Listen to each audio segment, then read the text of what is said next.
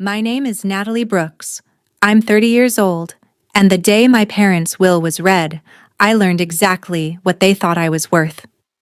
The attorney's voice was steady as he listed everything that went to my older brother first: the house, the investment firm, the vacation properties, the cars, the accounts that added up to more money than I'd make in 10 lifetimes. My brother leaned back like he was trying on a crown, lips curling into that little smirk he'd worn since we were kids. Then the attorney cleared his throat and said, "And to our daughter, Natalie." My heart actually jumped, just for a second. Maybe there was something, anything, that said I mattered too.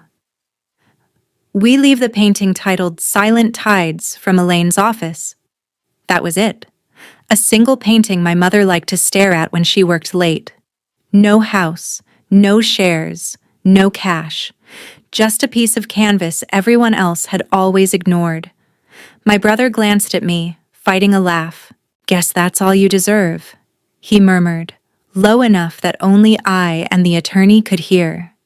The attorney shifted uncomfortably, but he didn't say a word. I could have snapped back, could have begged for an explanation, could have asked why the child who never missed a hospital visit, who held their hands at the end, walked away with nothing. Instead, I swallowed hard, stared straight ahead, and said, "Okay." The attorney slid a folder toward me, reminding me I had a few days to pick up the painting before the house officially changed hands. I walked out of that office with empty hands and a head full of questions, believing my parents had left me a worthless painting while my brother got millions. I had no idea that inside that worthless painting was a secret that would have my entire family pounding on my door, screaming for me to give it back. If you think the cruelest thing parents can do is leave their daughter with nothing but a joke of an inheritance, wait until you see what they really hid behind that canvas and how it blew up every lie my family ever built. The next morning, I drove out to my parents' house in the same battered electric sedan my brother's firm technically owned, the one he liked to act as if I should be grateful to borrow. The security gate recognized the license plate and slid open with that soft mechanical hum that used to feel like coming home and now just sounded like a system reminding me I didn't belong. Inside, the place looked like a showroom. Fresh flowers on the foyer table, polished floors, no trace of the medical equipment or pill bottles that had cluttered every corner during those last months. Only one thing felt familiar. Elena Morales, our housekeeper since I was 10, stepping out from the kitchen with a dish towel in her hand. "Natalie," she breathed, rushing toward me like I was the one who'd died and come back. She hugged me so tight my ribs ached. "I saw the papers from the lawyer. It's not fair, mija. Your mother would never—" She stopped herself, eyes darting to the stairs where boxes were already stacked, mover's tape crisscrossed over the Brooks name on the labels. "Your mother would be heartbroken to see this," she said instead. I tried to shrug it off, but the words lodged in my throat. "I'm just here for the painting," I said. "Silent Tides," from her office. At the mention of it, something flickered across Elena's face. "She loved that thing," Elena said quietly as we walked down the hallway. The last year, she would sit in front of it for hours. Sometimes she'd talk to herself. Little phrases, code, patterns, tides turning. I thought maybe it was the medication. We reached my mother's office, the door still half closed like she might be inside working. The desk was cleared, the bookshelves half empty. Only the painting remained, hanging on the wall above where her monitors used to glow late into the night. Silent Tides was larger than I remembered. A storm of deep blues and muted grays, blocks of color that at first glance looked like waves under moonlight. Up close, though, the pattern felt too deliberate. The way the squares lined up, the repetition of certain shapes. It looked less like random brush strokes and more like data visualized on a canvas. A heat map, a grid, something my designer brain was wired to decode. She'd sit there, Elena said softly behind me, pointing to the worn leather chair. Staring at this, tapping her pen and whispering about numbers and currents. Your father hated it, said it was a waste of wall space. I lifted the frame carefully, surprised by its weight, and carried it out to the car. Standing in the driveway, I glanced back at the house that now belonged to my brother, the man who'd told me that painting was all I deserved. My phone buzzed in my pocket as I set the canvas gently in the back seat. A text from an unknown number popped up. This is Logan. We should talk about your future. I can find you a small role at the firm. Family discount. No apology. No acknowledgement. Just an offer to slot me into his empire like an afterthought.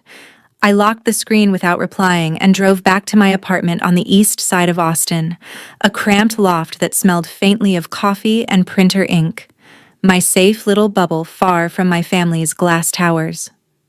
I propped Silent Tides against the wall opposite my desk, turning on the overhead track lights. Under the bright LEDs, the painting changed. The blues and grays broke into tiny segments, lines and blocks forming patterns that made my fingers itch for a stylus. I opened my laptop, pulled up a browser, and searched the artist's signature in the corner. Nothing but a handful of dead links and a closed gallery in another state. No interviews, no portfolio, no social media. It was as if the artist had existed just long enough to create this one thing for my mother, then vanished. I tried scanning the painting with a QR reader on my phone as a joke, angling the camera this way and that, but the app stayed blank, unresponsive.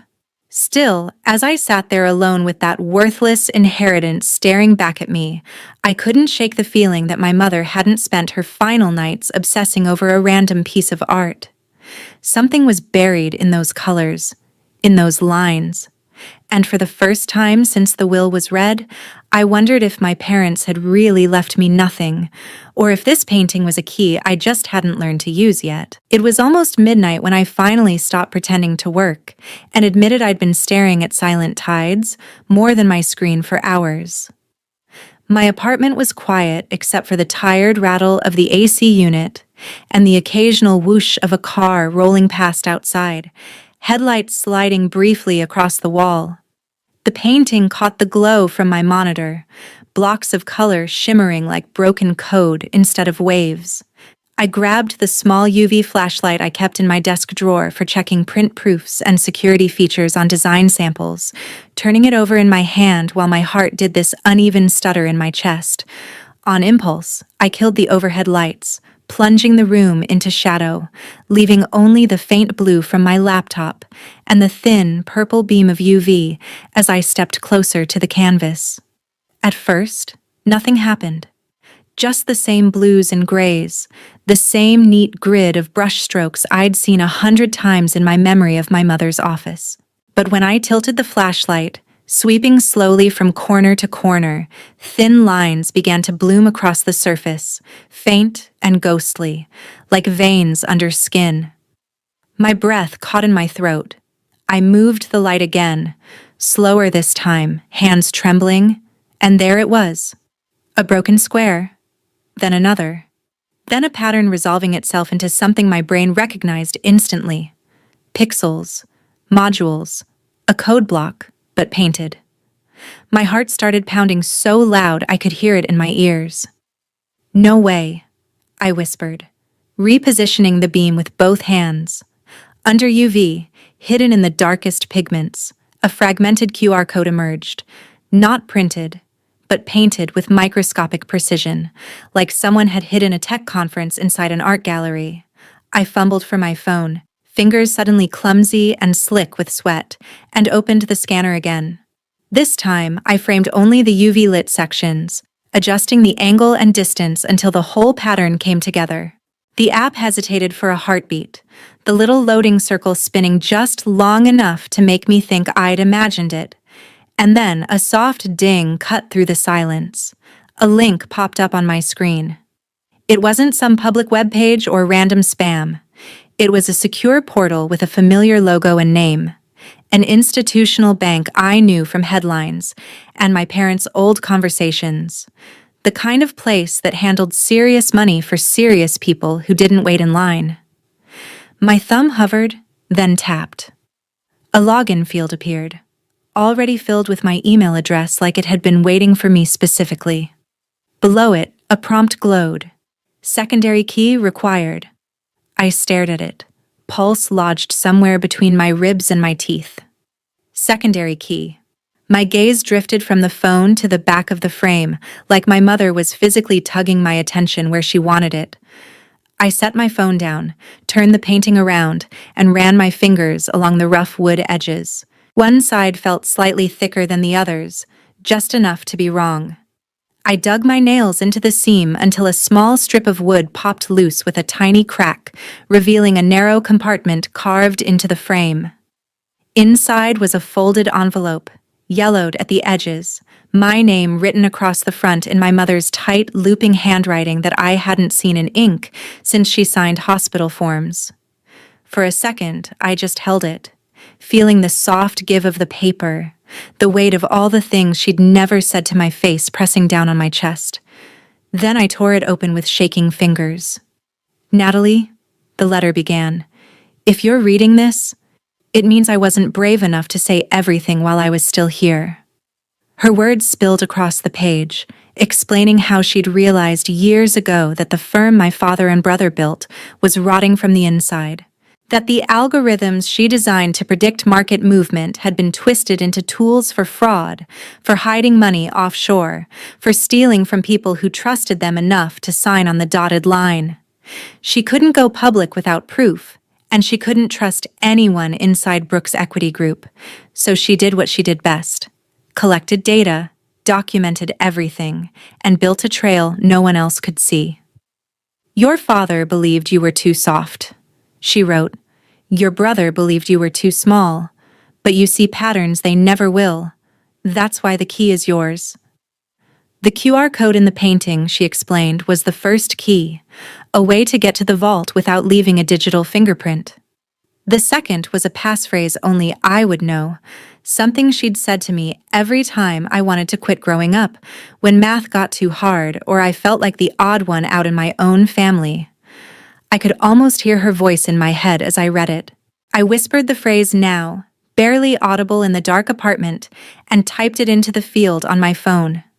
For a breathless second, nothing happened. Then the portal opened. File after file loaded on the screen. Spreadsheets, transaction logs, shell companies, email chains. Account numbers routed through jurisdictions I recognized from articles about tax havens. Charts that mapped cash flows in lines that looked sickeningly like the patterns in my mother's models. One document made my stomach flip. A trust in my name, funded quietly over the years with money my mother had peeled away from the storm, money she insisted in the letter had been rightfully earned before everything went wrong. There were also signed statements, time-stamped, that she'd already provided these to an attorney and initiated a confidential inquiry with federal investigators. The painting wasn't just art. It was a map, a key, a confession turned into data. Proof that my family's success story was built on crimes. My chest felt too tight, my mind racing ahead to what this meant. What Logan and my father had done, what Elaine had risked, how long she'd carried this alone. I barely heard the first knock over the noise in my head. It was the second one that made me jump, louder, harder, rattling the thin door of my apartment in its frame. I froze, phone in hand, heart slamming into overdrive. Then came the third, followed by my brother's voice, muffled but unmistakable, seeping through the wood like smoke. "Natalie, open the door!" Another voice layered over his, sharper and higher, edged with anger. Aunt Marianne's. "We know you have it," she snapped. Someone jiggled the handle hard enough to make the lock clack. "Open up now." Cold spread through my veins, washing away the last of the denial. They shouldn't even know I'd picked up the painting yet. The will had barely settled, and I hadn't told anyone where I lived. Unless they were tracking the car. Of course they were. That sedan was still corporate property. Corporate property with corporate GPS that I'd stupidly thought of as a perk, not a leash. My phone buzzed with a new text as the pounding continued. Logan again. Don't be stupid. That painting belongs to the firm. Give it back, and we can make this go away. I backed away from the door, every instinct screaming at me to stay quiet, clutching the frame of Silent Tide so hard my fingers ached and my knuckles went white. On my screen, the files from the secret vault glowed like a confession, line after line of numbers that could burn their empire down. Outside, my family kept hammering at the wood, voices overlapping as they yelled for me to give back what they'd spent years hiding. In that moment, it hit me with brutal clarity. This wasn't just a painting they were after. It was the key that could unlock everything they'd built on lies, the one thing they hadn't managed to control. And somehow, almost by accident but also by design, I was the one holding it. I didn't sleep at all that night. I sat on the floor with my back against the couch, Silent Tides propped in front of me like a shield, while the glow from my laptop washed over the dark room. Every instinct I had screamed at me to panic, to shove the painting in a closet and pretend I'd never seen any of it. Instead, I forced my shaking fingers to move. First, I downloaded everything from the hidden portal, every file my mother had buried in that code. Spreadsheets, email threads, contracts, transaction logs. I compressed them, encrypted them with a password only I would remember, then uploaded backups to multiple cloud accounts. When that was done, I sent a single message to the one person my mother said she trusted in her letter. Mr. Reed, this is Natalie. I found what she left me. His reply came faster than I expected for someone who handled my family's messes. Do not share those files with anyone else. Can you talk on a secure line? 15 minutes later, I was huddled against the kitchen counter, phone wedged to my ear, staring at the door like it might explode inward. Jonathan's voice was calm but sharper than it had been in the conference room. I told him about the painting, the QR code, the portal, the trust in my name. I told him about the knocking, about Logan and Marianne at my door, about the GPS in the sedan. On the other end, he exhaled slowly. Your mother came to me months ago, he said. She gave me a portion of those records and instructed me to prepare for the possibility you'd find the rest. She believed your father and brother were using her models to commit large-scale fraud. She also believed you were the only one she could trust to finish what she started. My chest tightened. So you knew? I asked. Not the details, he said. What I knew is that she opened a confidential inquiry with federal investigators. I helped her set up the trust in your name, using funds she could document as legitimately earned early on. What you have now likely fills in the gaps. But listen to me carefully. If Logan and Marianne are already at your door, they know that painting isn't just sentimental. They will try to get it back. And they will try to spin this as you stealing company property. I glanced at Silent Tides, the edges of the frame digging into the carpet. What do I do? I whispered. First, get out of there, he said. That apartment is compromised. Second, you need independent counsel on the tax and securities side, someone who doesn't have any prior association with your family. I can give you referrals, but you have to move quickly. After we hung up, I didn't even change clothes. I slipped my laptop into my bag, grabbed my external hard drive, wrapped Silent Tides in an old blanket, and moved as quietly as I could. The hallway outside my door was silent now, but the memory of their pounding still vibrated in my bones. I eased the painting down the stairwell instead of risking the elevator, half expecting Logan to step out of the shadows. No one did. In the parking lot, the corporate sedan sat under a flickering streetlight like bait. Jonathan's warning echoed in my head. If I took it, I might as well send them a live location. I opened a ride-share app instead, booked a car, and stood there hugging the blanket-wrapped painting until a dented hatchback pulled up to the curb. The driver glanced at it in the rearview mirror as I slid in. "Moving day?" he joked. "Something like that," I said. I had him drop me 3 blocks away from my place at a 24-hour coffee shop with good Wi-Fi and no questions asked. Inside, the air smelled like burnt espresso and old sugar. I claimed a booth in the back, set Silent Tides beside me, and opened my laptop again. Using a private browser, I searched for tax fraud attorney Austin Independent, scanning reviews and firm websites through gritty, sleep-deprived eyes. I found one that looked both small enough to care and big enough to be dangerous, then filled out the emergency contact form with a brief message. Whistleblower, family investment firm, evidence in hand, need confidential consult ASAP. While I waited, my phone buzzed again. This time it wasn't Logan, but Elena. My heart twisted. I answered with my eyes already stinging. "You okay?" she whispered, skipping any greeting. I could hear the creak of our old kitchen chairs behind her, the familiar clink of dishes. "I'm safe," I said, "for now." "They tore apart your mother's office," she rushed on. "Logan and Marianne, files everywhere. They were yelling about a painting, asking if I'd seen you take it. They said you were confused, that you might misunderstand something you found. They're scared, Natalie." I haven't seen them scared before. A cold, strange steadiness settled over me. "Good," I said before I could stop myself. "Let them be scared for once." Elena hesitated. "I don't know what your mother put in that painting," she said, voice thick.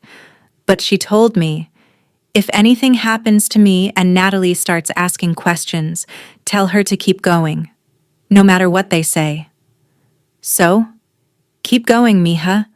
Don't let them talk you into dropping this."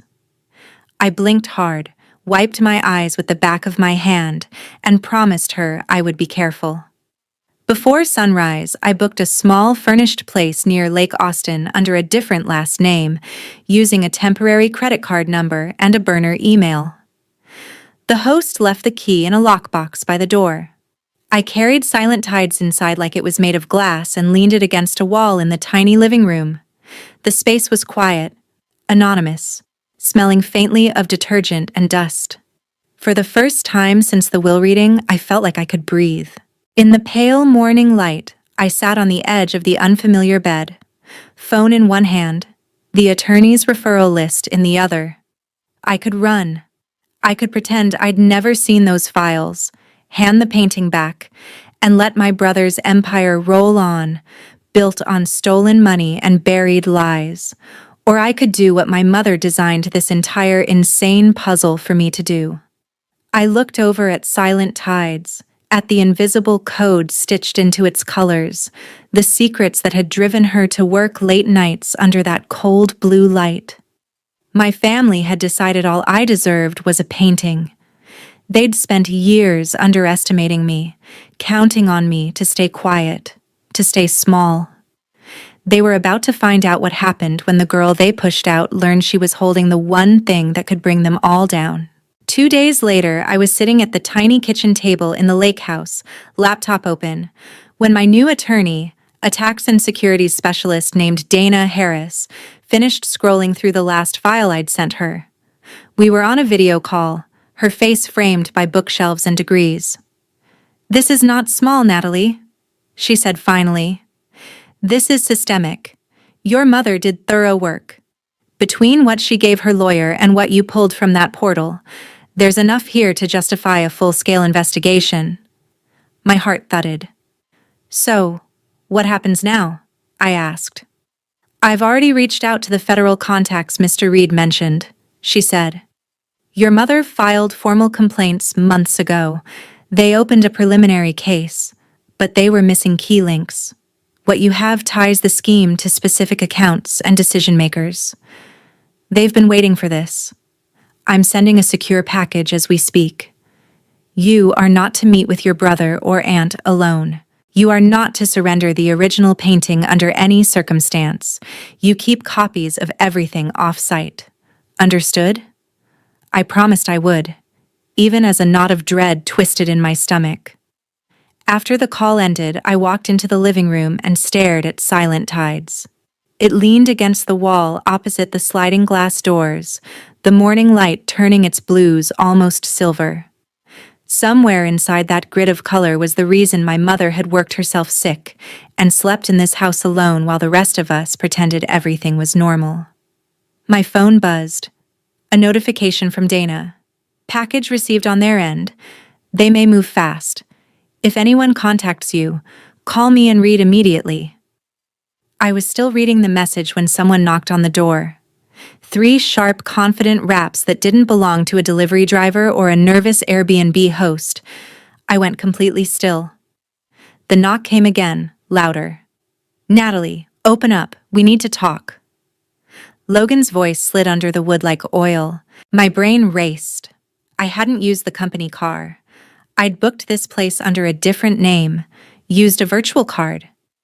Then I remembered who used to pay for my phone plan, who'd insisted on location services after I moved out, framed as concern. Just in case you get stranded, he'd said. I cursed under my breath for not changing it sooner. Natalie, he called again, more forcefully. We can hear you in there.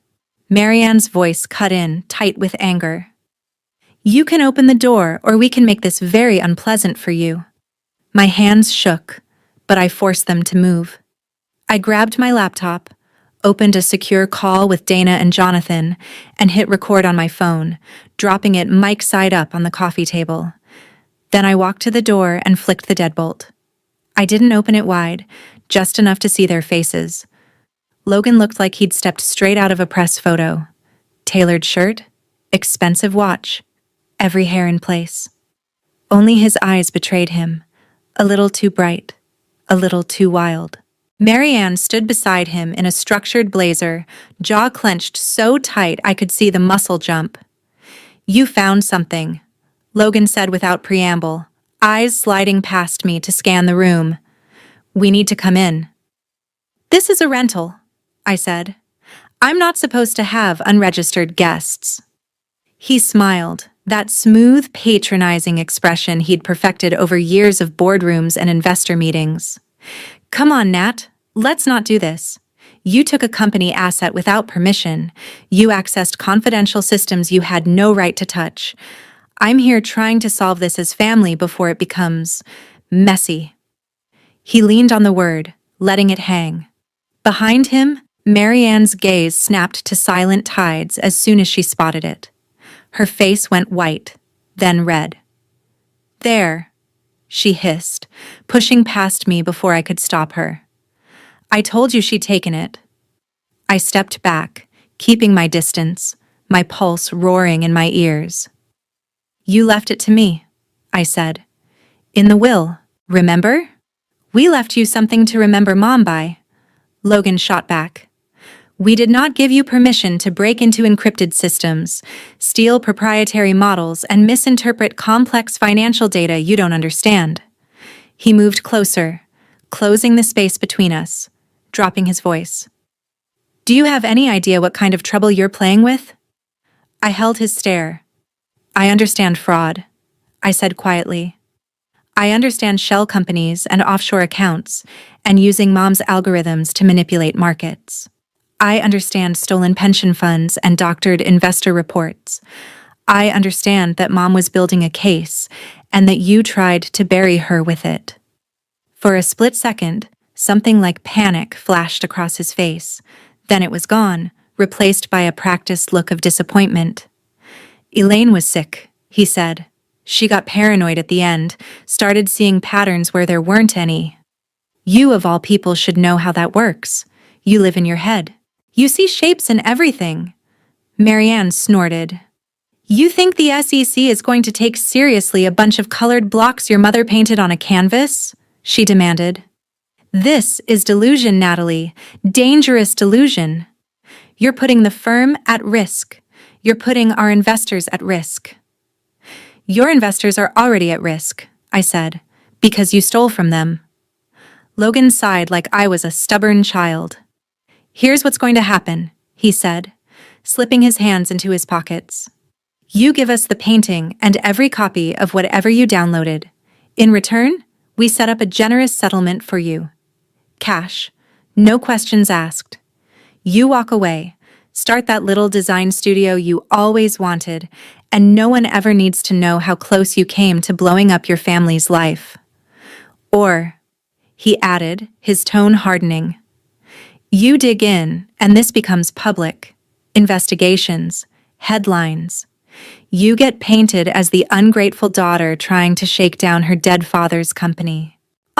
You think your portfolio is going to matter when Google auto-completes your name with fraud and lawsuit? My stomach nodded, but I didn't look away. You're already under investigation, I said.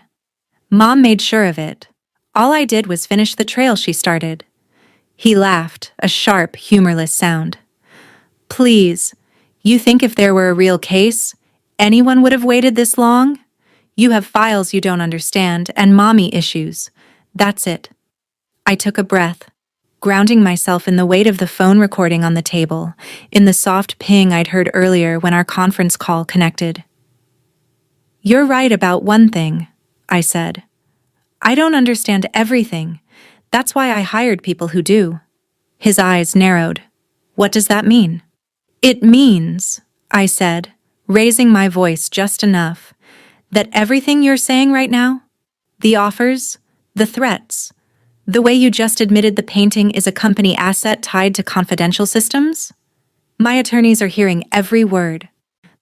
Silence dropped into the room like a stone. Logan's gaze flicked to my laptop, the small green icon glowing on the screen. Marianne blanched. You didn't, she whispered. You didn't get outsiders involved? Mom did, I corrected. Months ago. I'm just the one holding the key. As if on cue, there was another knock at the door. This one was firm, official, accompanied by a voice that made every hair on my arm stand up. Federal agents, the man called. Ms. Brooks, this is Special Agent Carter. We have a warrant to execute regarding Brooks Equity Group. Please open the door. Logan's face drained of color. You called them here? He hissed. I didn't have to, I said, stepping past him toward the door. They've been waiting for this. When I opened it, 2 agents stood on the porch, flanked by a local officer.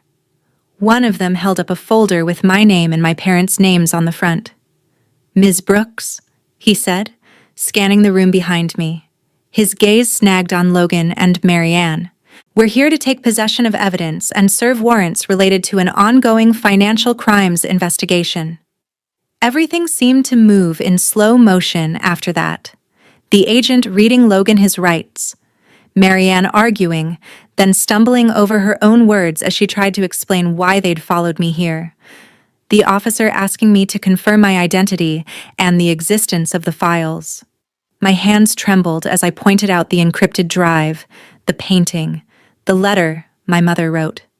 Somewhere in the chaos, Logan turned to me, eyes blazing, mask finally ripped away. You think you've won? He spat as an agent guided his hands behind his back. You think they'll thank you for this when the dust settles? You destroyed our family. I met his glare, heart pounding but steady. You did that yourself, I said.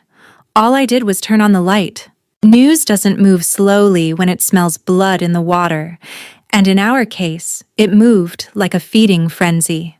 Within a week of that morning at the lake house, headlines started popping up on every local business site and then on national outlets. My family name shoved into bold fonts and harsh thumbnails. Brooks Equity Group under federal investigation. CEO detained on fraud and tax evasion charges. Whistleblower evidence points to massive scheme. My phone lit up with notifications I didn't open and numbers I didn't recognize. Reporters and distant acquaintances suddenly very interested in my life. I watched it all unfold on my laptop from yet another temporary rental.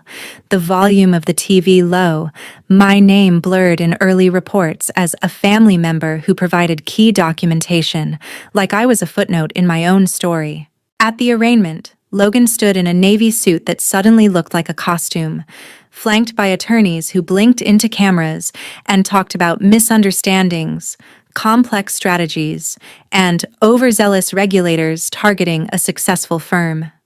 The charges read out loud made that spin sound pathetic. Wire fraud, securities fraud, conspiracy, tax evasion, counts stacking up like sandbags against a breaking dam. Marianne tried to keep her composure, but the day agents walked out of Brooks Equity with boxes of files and seized servers, cameras caught her with her head in her hands at the curb.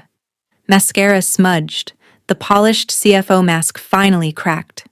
Their investors, the ones they'd treated like faceless account numbers, suddenly had voices, and those voices were angry and very, very public.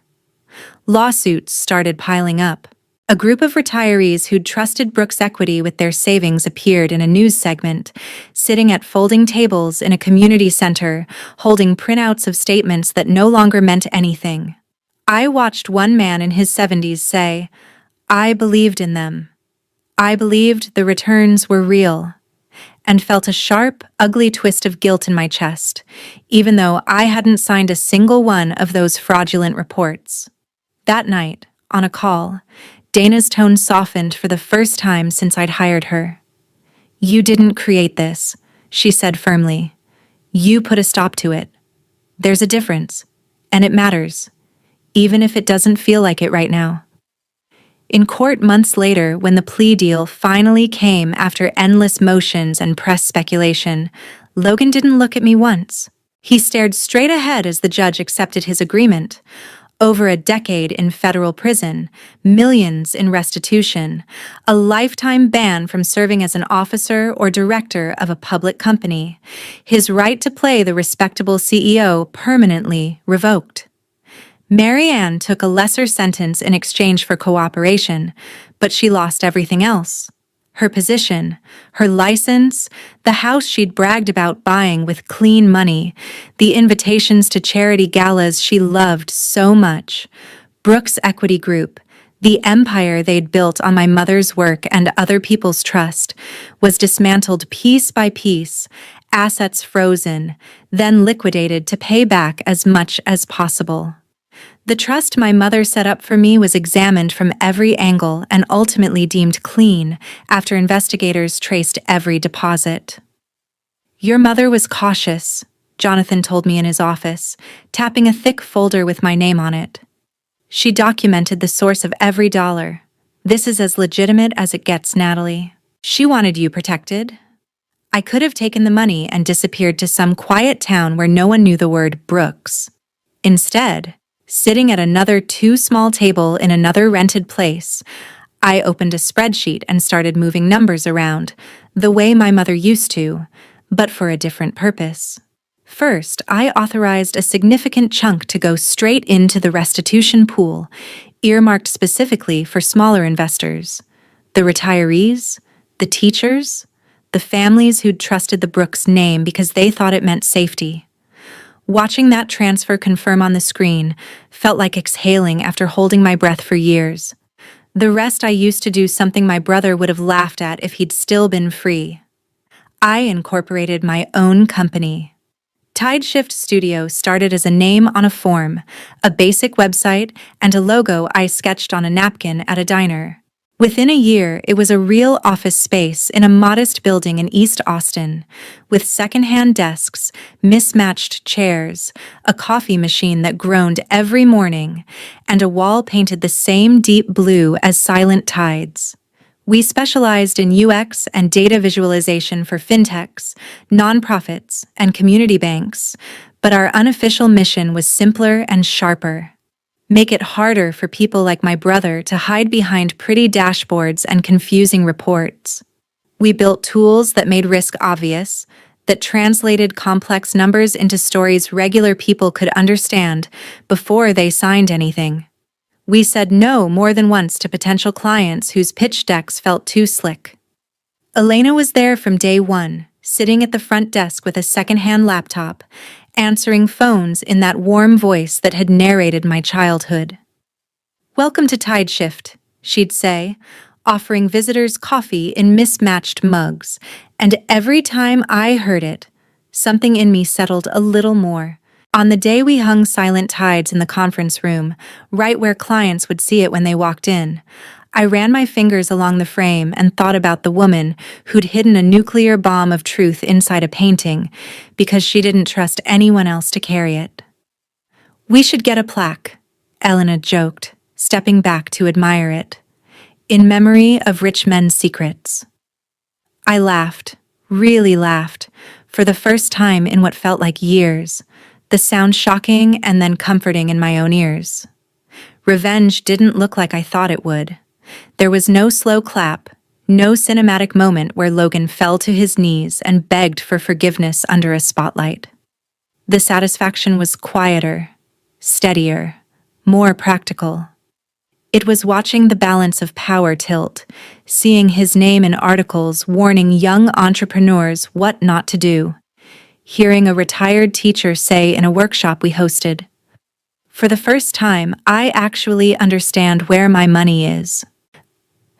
It was signing paychecks with my name at the bottom instead of watching someone else hoard credit.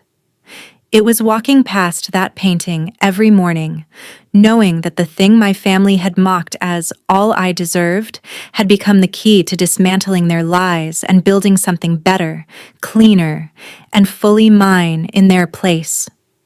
2 years later, if you walked into Tide Shift on a random Tuesday, you'd never guess our origin story started with a worthless painting and a federal raid that blew my last illusions to pieces.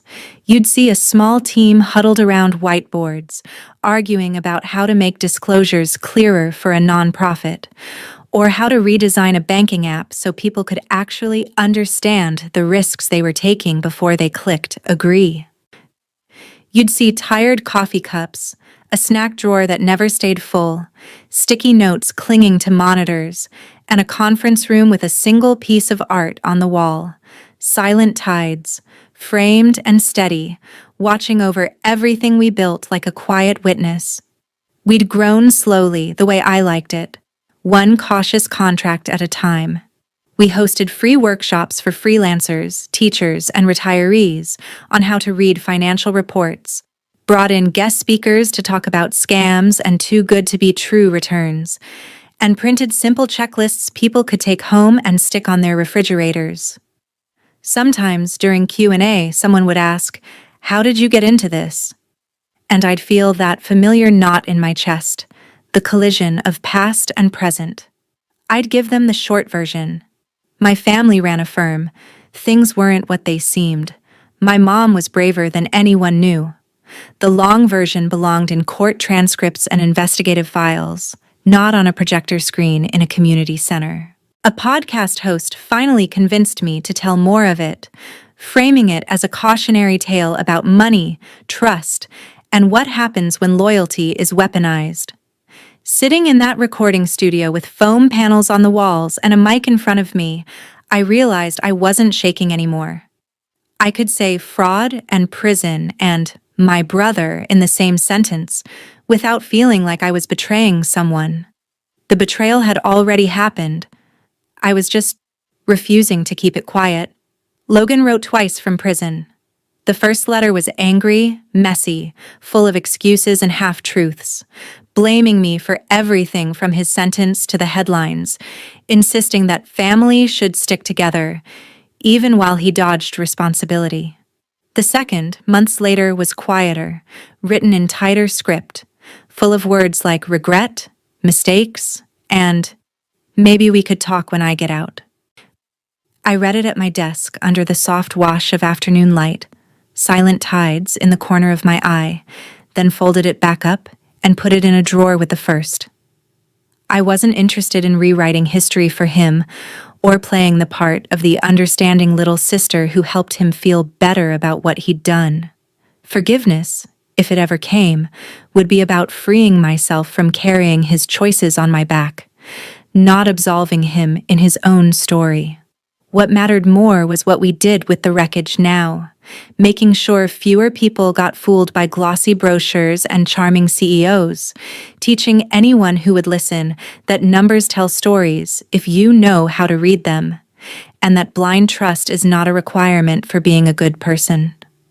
Some nights, when the office was quiet and everyone had gone home, I'd sit alone in the conference room, looking at the brush strokes that once hid my mother's last act of defiance. Sometimes I'd think about visiting her grave and telling her how it all turned out. About the workshops. About the retired nurse who cried because she finally understood her statement.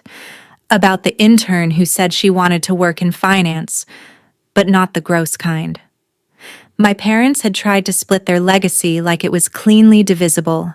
Money and power for the son they thought would carry their name, a consolation prize for the daughter they believed would fade into the background. They were wrong on both counts.